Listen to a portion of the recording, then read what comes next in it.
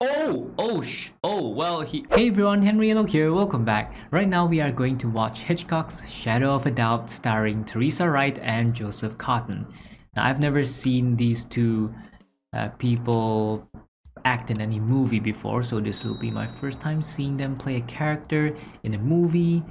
And in fact, I think I don't know any of the actors and actresses in this movie. Apparently, this film was Alfred Hitchcock's favorite of all his films, so let's see if we can find out why this happens to be his most favorite. Now let's dive into Shadow of a Doubt. Doubt. Doubt. And once you say it enough times, it starts to sound a bit strange. Doubt. Doubt? Doubt? I don't know, it's making me doubt myself. Anyways, let's go. Oh, also, I think I saw that this movie was actually nominated for the Academy Award for Best Story.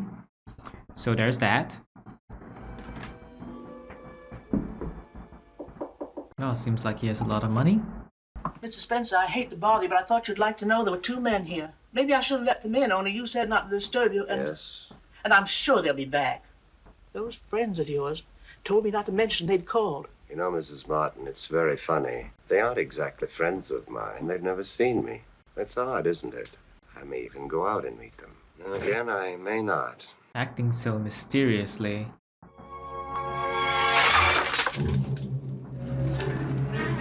What do you know? You're bluffing. You've nothing on me.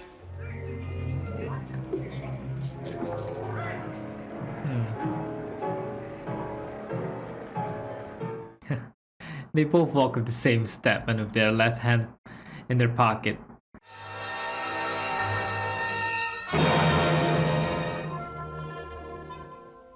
Oh, he got up here real fast. I want to send a telegram to Mrs. Joseph Newton in Santa Rosa, California.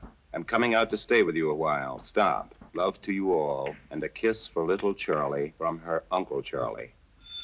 Anne, answer the telephone. Ah, that feeling when something interrupts you from a good book. A telegram? I don't see a pencil, so maybe she better call you back. I'm trying to keep my mind free of things that don't matter, because I have so much to keep on my mind. Like what? Innumerable things. Thank you for calling. Goodbye. Well, at least she's polite. Maybe she just has a lot of studies to memorize. Isn't it the funniest thing? Here I am, practically a child, and I wouldn't read the things you read. Well, I guess they'd give you a bad dream. You don't understand, Papa. Ah, he's reading about crimes. Ruin your eyes. Crime book. And leave my book alone. Reading too much won't ruin your eyes if you're reading in proper lighting. And she's already wearing glasses anyway. Just been thinking for hours. I come to the conclusion that I give up. This family's just gone to pieces. We have? Really? Of course we have. Just sort of go along and nothing happens. We're in a terrible rut. Hey, at least it's peaceful. Eat and sleep, and that's about all. What else do you want? Real conversations. Oh. Dinner, then dishes, then bed.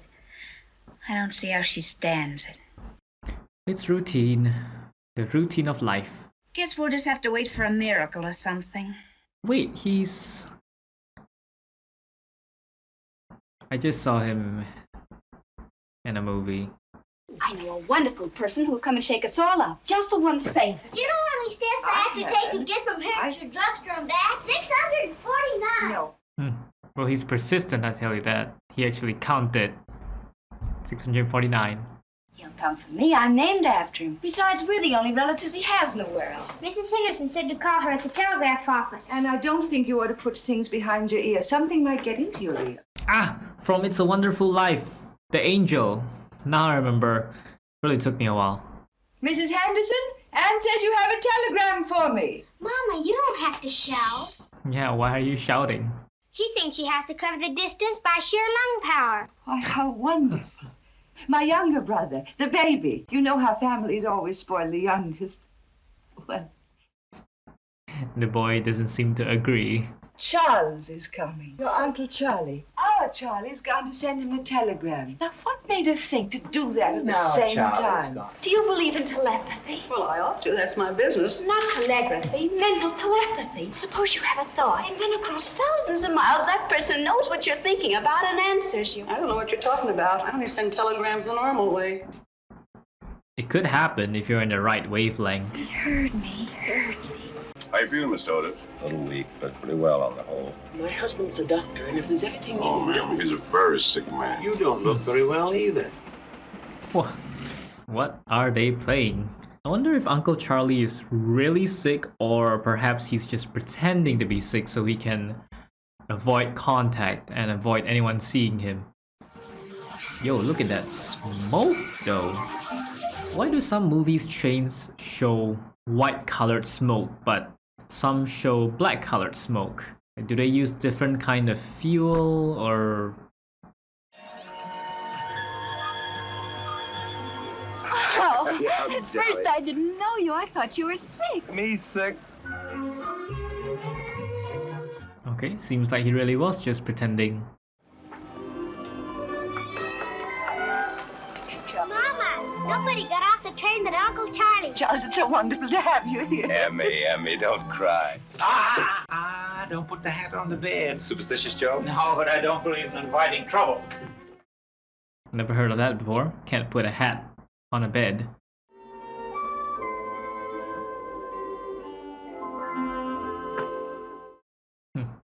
Charlie, that's the prettiest dress I ever saw. Why, Uncle Charlie, you sent it to me. I did? And? Roger? Oh, look at that. Joe? Here now. Say, I've never had a wristwatch. I've always wanted one. Oh, Mother, it's exactly right. Charles, you've had these all along. 1888. 53 years ago. That's more than 53 years ago now. Wonderful world. Not like the world now. Now for your present, Charlie. I don't want anything. Before you came, I didn't think I had anything, but now I don't want another thing. Wow, she really loves her She's Uncle crazy. Charlie. Say they don't want anything, always get more in the end. That's what she's hoping. You came here, and Mother's so happy. I'm glad that she named me after you and that she thinks we're both alike. I think we are, too. I have a feeling that inside you somewhere there's something nobody knows about. You could say that to almost anyone. I'll find it out. Not good to find out too much, Charlie. We're sort of like twins, don't you see? Thank you. A ring. You didn't even look at it. It's a good emerald. Good emeralds are the most beautiful things in the world. T.S. from B.M. Those must be someone's initials. Give it back. I'll have it taken off. No, I like it this way. Someone else was probably happy with this ring. Did he give her something he stole?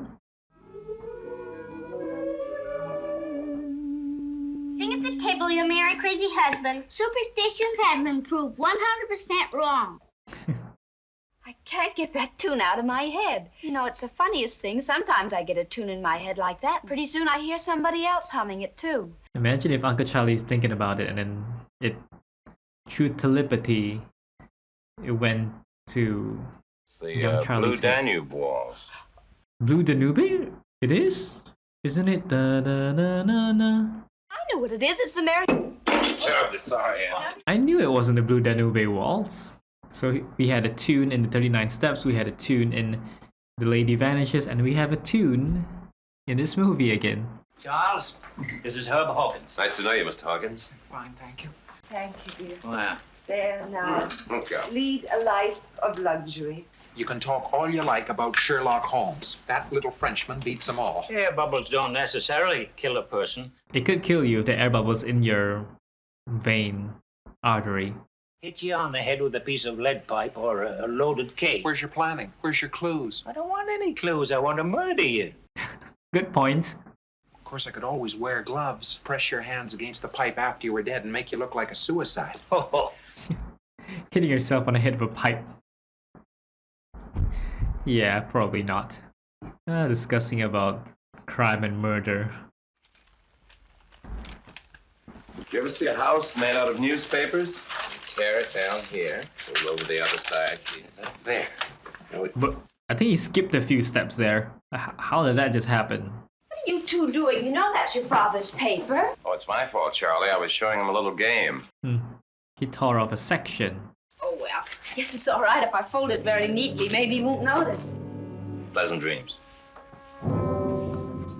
I know a secret about you don't think I know. There was something in the evening paper about you. You didn't want us to know and you wanted to tear the paper. It wasn't about me. It was about someone I used to know. There.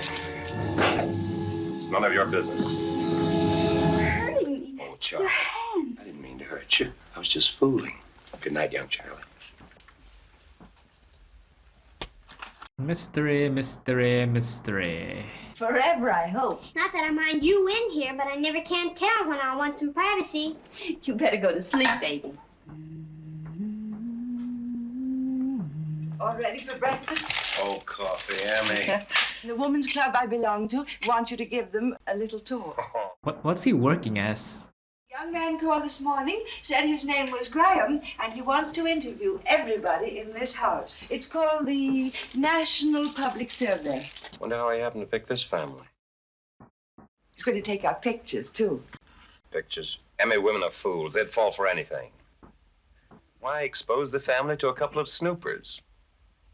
Way Mr. Graham told it wasn't like snooping at all. It was our duty as citizens. When I told him about you and all the places you'd been, he was really interested. You take your photograph and then we could have it for nothing. No, thank you. I've never been photographed in my life, and I don't want to be. Oh, is he a spy? 46 Burnham Street. Just before your accident. Such a quiet boy. Always reading. He fractured his skull. When he was getting well, there was no holding him. He didn't do much reading after that, let me tell you. She wondered if he'd ever be the same. What's the use of looking backward? What's the use of looking ahead? Today's the thing. Live in the present. See the way they looked at you? Oh, but Charlie, I love to walk with you. I want everybody to see. Hello, Joe. Can you stop embezzling a minute and give me your attention? Oh, Well, everyone can hear you. Good thing they can. We all know what banks are. you wait right here and I'll see if Mr. Green's busy.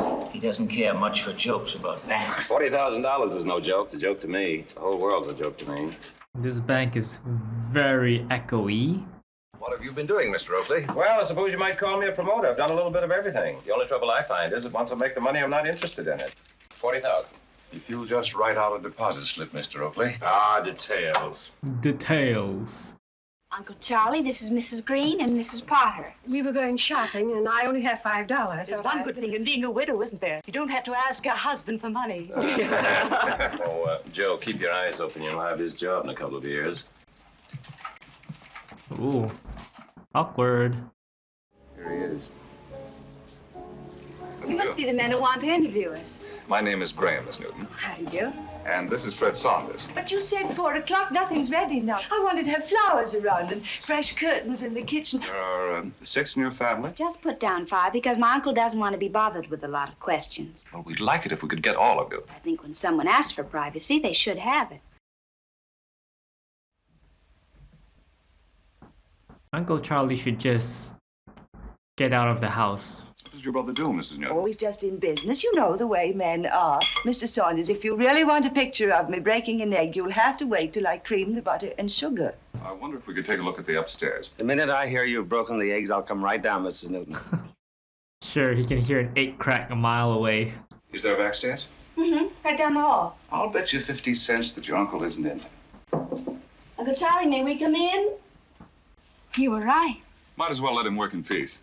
I don't like to be an average girl in an average family. Average families are the best. I'm from an average family. Are you sure? I was in the dumps. And then Uncle Charlie came and everything changed. Are you trying to tell me I shouldn't think he's so wonderful? Is this your uncle you were telling us about? Yes, it is. They got his picture. I'm afraid I'll have to ask you for the film. Oh, Uncle Charlie. Give it to me, please. He can easily have swapped it out for another film when he was, hiding it. Guess he wasn't joking about not wanting to be photographed. Mm-hmm. Could I borrow your daughter for this evening? I'd like to look around the town a little. Well, if Charlie doesn't mind. I don't mind. Swell. I thought you were going to the movies with Catherine. Oh, I'll tell her I don't feel well or something. Bye, Charlie. Oh, hello, Catherine. Hello, Shirley. Hello. Goodbye. Bye. Bye. Bye. You're a detective. There's something the matter and you're a detective. Charlie, listen. You probably didn't want to take me out at all tonight the way I thought you did. You just wanted to ask me a lot of questions. Have I asked you a lot of questions, have I? There's a man loose in this country. We don't know much about him. We don't even know what he looks like. This man we want may be your uncle. But in the East, there's another man who's being hunted too. Hunted through Massachusetts and into Maine. He may be the man. There are several suspects. You're going to keep your mouth shut because you're a nice girl. If your uncle's the man we want, we'll get him out of town quietly. We won't arrest him here. Please, Charlie. I won't say anything. It's going to be funny when you find out you're wrong. Let's hope so. You never know what the twist is gonna be of a Hitchcock movie, and that's what I like about it. Graham never did tell her why they wanted the man. Like, what did he do? Steal? Rob? Murder? Well, you better run in now. Your Uncle Charlie's been asking about you. I'll just go up the back way. I'm tired and I don't feel like talking. Did you taste anything funny about that coffee you had at my house this evening? Put something in it? Put a little soda. The same amount that I'd have used if I'd wanted to use poison. Of course, I might not notice the soda. Notice the soda more than you would the poison. Kinda like the discussion they're having. They're trying to play murder each other. It's like playing house, but playing murder instead. What are you doing? Just looking for a recipe I thought I saw. They have papers in the library. Time's the library closed. If you read as much as you should, you'd know it closes at 9. Maybe I'll go tomorrow. Really ought to go to sleep, Anne. Hey man, Aunt got a really good book that she can't put down, and I know how that feels. There's been more than one occasion where I've read a book all throughout the night, so I skipped an entire nights of sleep just to read more of a book.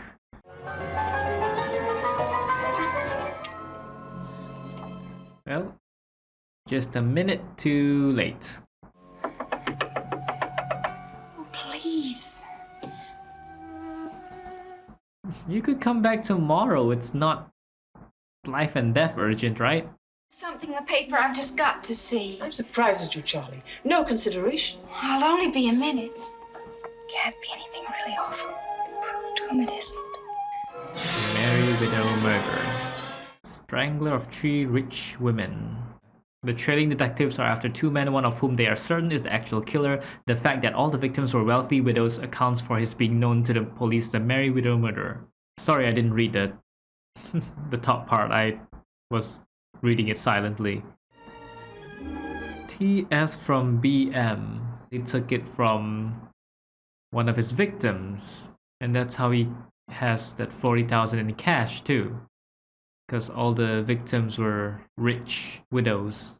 Where's Charlie? She's still asleep. I don't want to wake her. You see, sometimes ignorance is bliss.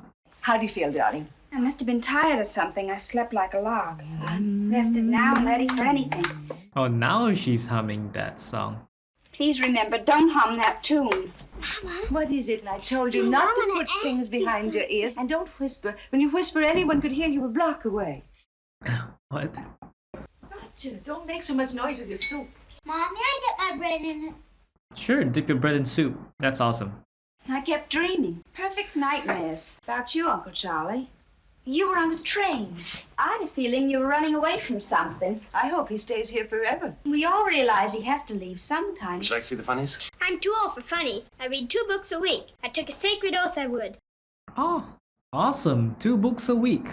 Cities are full of women, middle-aged widows, husbands who've spent their lives making fortune. Then they die and leave their money to their wives. What do the wives do, these useless women? Drinking the money, eating the money, losing the money at bridge. Faded, fat, greedy women. They're human beings. Are they? That look in his eyes and the way he describes them. Well, for heaven's sake, don't talk about women like that in front of my club. And that nice Mrs. Potter's going to be there, too. She was asking me about you. Mrs. Potter is a widow. Well, Herb, how's your mother? Oh, she's just middling. Oh. That's what he always says. She's just middling. Well, I guess there's nothing else to say. Is he trying to commit that play murder again? If I brought you some mushrooms, would you eat them, Joe? I suppose I would. Why? A basket of good mushrooms and 2 or 3 poisonous ones. No. A bathtub. Pull the legs out from under you. hold you down. Oh, what's the matter with you two? Do you always have to talk about killing people? It's your father's way of relaxing. Can't we have a little peace and quiet here without dragging in poisons all the time? Charlie! Clearly she's sensitive right now. The way she walks though can't be comfortable in those high heels. I want to talk to you. You're hurting my arm again. Coming here with me. I've never been in a place like this. Come on in. I never thought I'd see you here. I've been here 2 weeks. I've been in half the restaurants in town.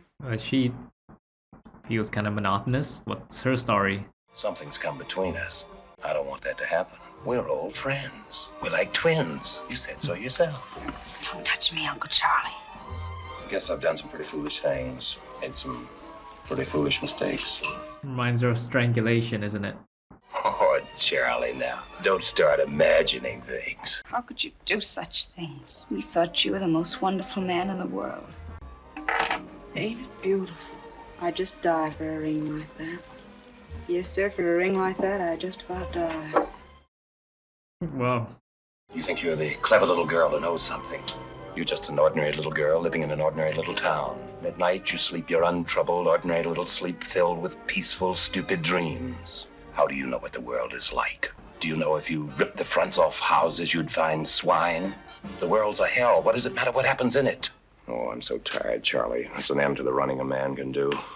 Give me this last chance. Take your chance. Go. I'll go, Charlie. I'll go. Just give me a few days.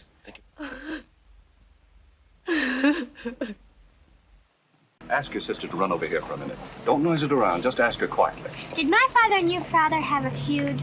Because if they didn't, there's no sense in my asking Charlotte quietly. In a book I'm Just reading... ask her, Anne. Don't be literary. All right.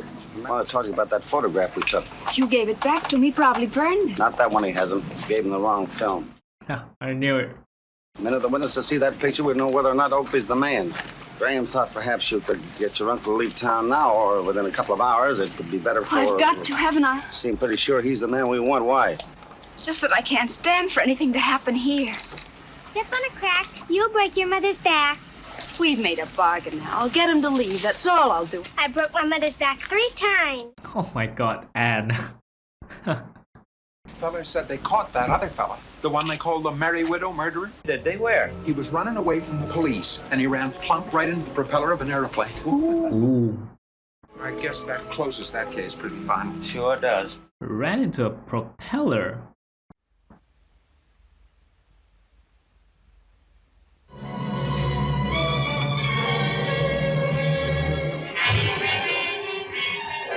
Charlie, I have great news for you. Where can we talk about? How about you just sit in the car and drive somewhere else? Well, we got a wire from Maine, so we've been called off the job. I'll bet you're relieved. Believe me, I am. Who'd want a detective for a son-in-law? My father would. He would. Anne wants to marry a librarian, so she'll always have plenty of books around to read. She has a goal. It's been so long since I laughed. I like it when you laugh. I like it when you don't. I guess I like it whatever you do. Smooth. I can't help it. I want to tell you now. I love you, Charlie. I love you terribly. Wow, the people that I've seen in the movies, in the past few movies, they marry really fast. I'm going to put a bronze plaque right up there. The door's always banging shut. Kind of thought something else was going on over there. You'll be seeing me around. Oh, not on business, though. Charlie's a fine girl. She's the thing I love most in the world. Anything else? I've got butter, fruit, green thread, and go to the library. Green thread. The same thing that, Oh, whoa. I grabbed the banister. Oh, darling, you might have been killed. I worry myself sick every time one of your children come down these stairs. When are you leaving? I'm not going, you see. I want to settle down. And the most sensible thing for you to do is to be friends with me. What would become of all of you if everything came out? You needn't be afraid. I can't tell them. What would you tell? Who'd believe you? You haven't even got the ring. You have it. I gave it to you. Go away or I'll kill you myself.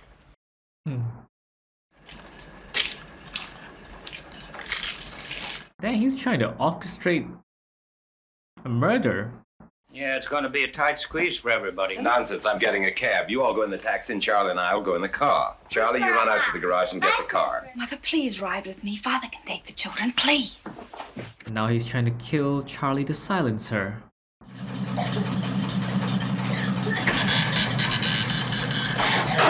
Oh, she's gonna suffocate. Wait a minute. I gotta get my overcoat. Oh, Joe, well, please, dear, hurry. Like, hurry and save Charlie. She's suffocating to death. Oh, does it have to be so loud? Get the lower tones better. Oh, everybody, somebody's caught in the garage. Charlie! Flashlight, Emmy. Yes. Thank Herb for being there. Thank Herb for always coming over.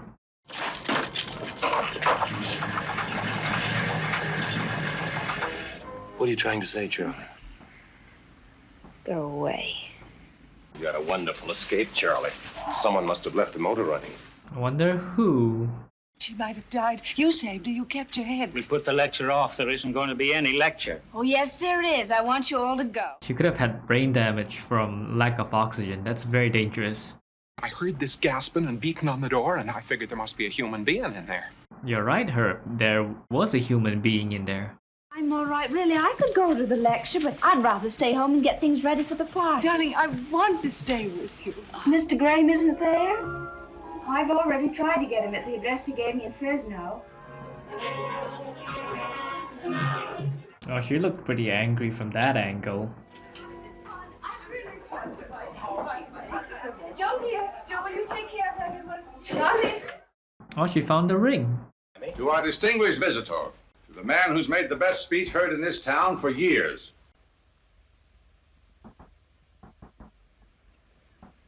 Hate to break the news to you like this, but tomorrow I must leave Santa Rosa. Not forever. Oh, Emmy, darling, I didn't mean to spoil your fun tonight. He changed his plans right on the spot because he saw the ring. But I can't bear it if you go, Charles. Oh, Emmy, I'll be back. It's just the idea that we were together again. And I want to thank you on behalf of our club members. And bless you for your gift to our hospital. Roger, Ann, come see the train. Come on, Charlie. You can see they get off. Goodbye. Roger, what did I tell you? Oh, is he targeting Mrs. Potter next? Just a minute. I want you to know I think you were right to make me leave. It's best for your mother. I remember once when she was a little girl. Oh, the train's moving, Uncle Charlie. Stalling for time. Oh, let me go, Uncle Charlie! Let me go! Oh, he's gonna silence her. Oh no, the porter better come back. Not yet, Charlie. Let it get a little faster. Oh, if she jumps now, she could have a chance.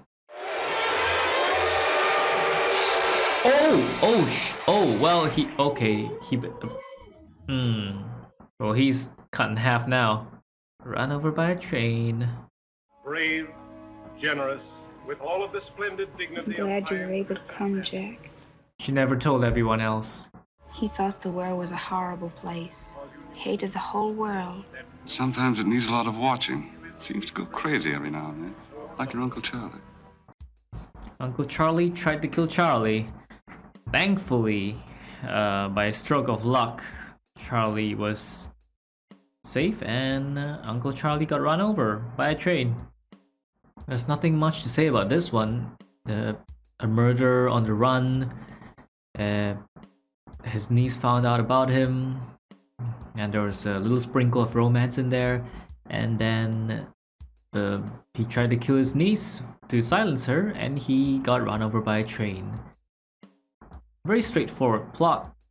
Not very much mystery. Well, then again, I know it isn't a mystery movie, it's a thriller.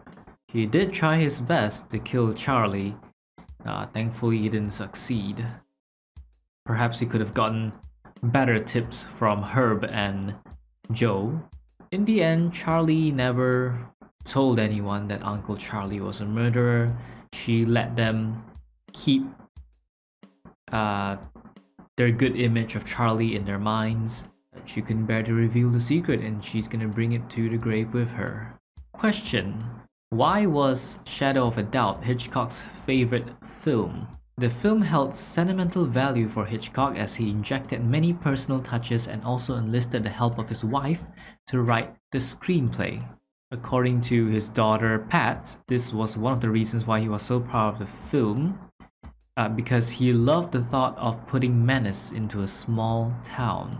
There is a 2000 documentary called Beyond Doubt, the making of Hitchcock's favorite film. So there's a documentary about the making of this film. Now personally, I don't have very much to say about this movie. Perhaps I missed the essence of what Hitchcock was trying to show in this film, but based on what I can read over here, I think perhaps it's trying to talk more about the illusion of safety within our homes. Now when I think about this point, I guess, yes, that is one point that is shown, because at the beginning we see Charlie and everyone in the family being so happy when their Uncle Charlie came back to visit them and stay with them. But the moment Charlie finds out that Uncle Charlie is a murderer, the whole perspective shifts. Everyone else still likes and loves Uncle Charlie, including the entire town, but to Charlie, who knows the truth, she sees him as a menace. She sees him as a wild beast, a danger to herself and her family and to the community. What he represents also sickens her, and she just doesn't want to be around him anymore and wants him to go away. So yeah, I think this point is valid. It is the movie aims to shatter the illusion of safety within our homes. Because imagine it from Charlie's point of view. Someone who's very close to you, could be a relative, a friend, or someone who you've known your entire life, and you're very close to, and you love that person, and then suddenly finding out that the person is hiding a very dark, ugly secret, and you can never see the person the same way anymore. Must be a very disorienting feeling to have your perspective suddenly shift like that. What are your thoughts on this movie, Shadow of a Doubt? Let me know in the comments. If you enjoyed the reaction, like and subscribe. Thanks for watching, and I will see you in the next video. Peace.